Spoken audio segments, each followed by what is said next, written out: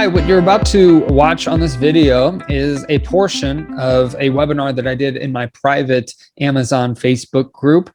We've got over 2,000 sellers that are in this Facebook group, and you can find out more about my course and book and all the other stuff that I do at my website at askjimmysmith.com. I just wanted to thank you for checking out the video and let you know that this is a portion of a much longer webinar that I've done in the group. So if you have any questions at all, please feel free to leave a comment below or reach out to me at askjimmysmith.com. Thank you so much for being here, and I hope you have a great day. Avoiding IP issues when sourcing.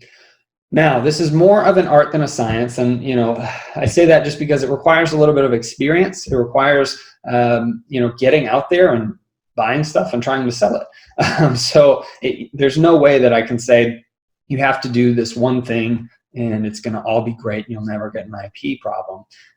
It does take learning, making some mistakes, unfortunately, but just make sure to follow these below tips as a general guideline. We in our business still get performance notifications and intellectual property alerts and trademark issues, but it's very few and far between because we follow these recommendations. Now, if you're using online arbitrage or you're doing online arbitrage, use a program like IP Alert, or I believe they're ASIN, something like that. Also has something where they have their own user-generated type lists, a database that they've seen people say that they got a performance issue from this specific brand.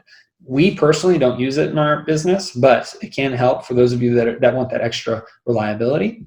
In addition to that, if you're doing OA, use the following, which apply to both arbitrage or retail arbitrage and online arbitrage. First and foremost, look at the Keepa training unit. So again, Ryan Rieger graciously organized this whole entire group. And so if you go into the unit section, you can go down to the Keepa unit. You can see all the videos I've done on Keepa, as well as the PDF document, the 17-page document training you on Keepa. And I specifically address Keepa charts to avoid, because it looks like it could be a private label brand or somebody that polices their brand. A couple of quick points is it's always been one or two sellers, like for over a year, or it's a new product and only had one seller and just been crushing it.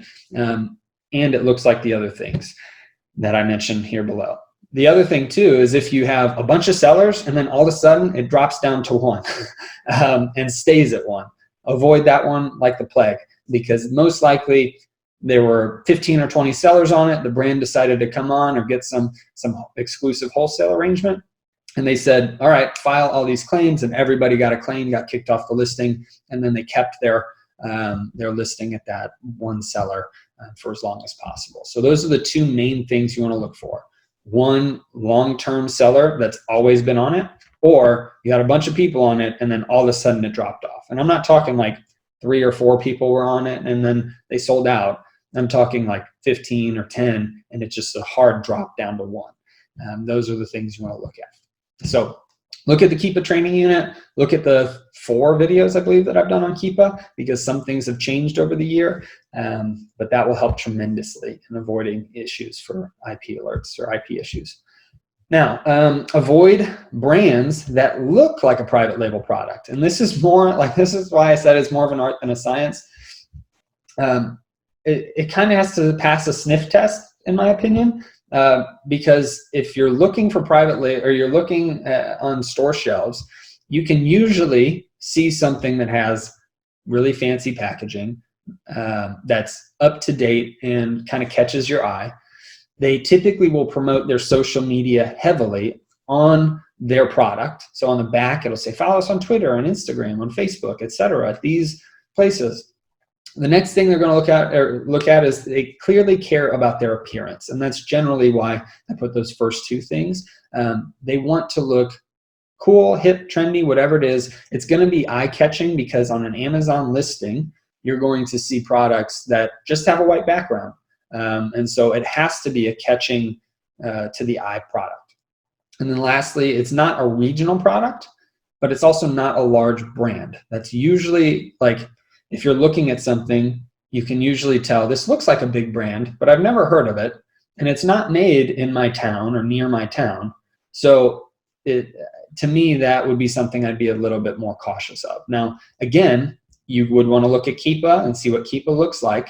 And so if there's a bunch of sellers selling it, then I'd have no problem sending that in. So don't just run away because it looks like a fancy product. But if it's something that you look at Keepa then and there's 2 sellers on it and has been 2 sellers for a long time, then put it back on the shelf and avoid it. The next thing to avoid, we typically avoid electronics. That does not necessarily mean DVDs and that kind of stuff, but most sellers can't sell that. But we typically avoid electronics because most people that care about their brands on Amazon will have a transparency code, which is okay, but we avoid electronics just because there's so many different issues that can come up with that, at least in our experience. So if there's anybody out there that sells millions of dollars of electronics from arbitrage, then go for it. It's something I never ventured into because of this issue.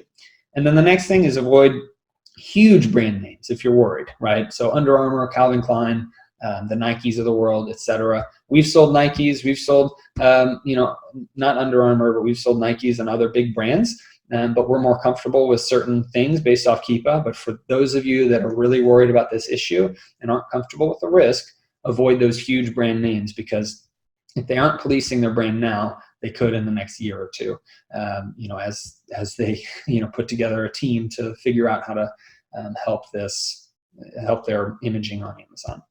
And the last thing is, sorry, I need a drink of water. I'm starting to lose my voice.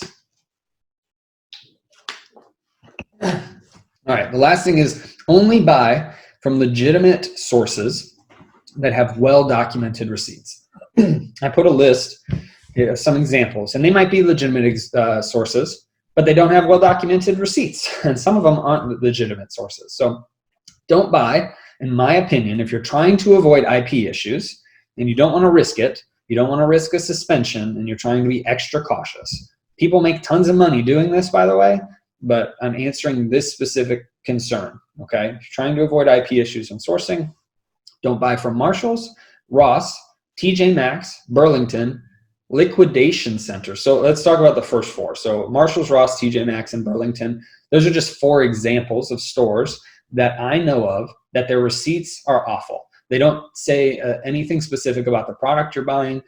They give no information. So if you ever did get an IP alert, there's really no defending it, because the receipt's going to have 0 information for you to be able to back up your claim that it was a legitimate product.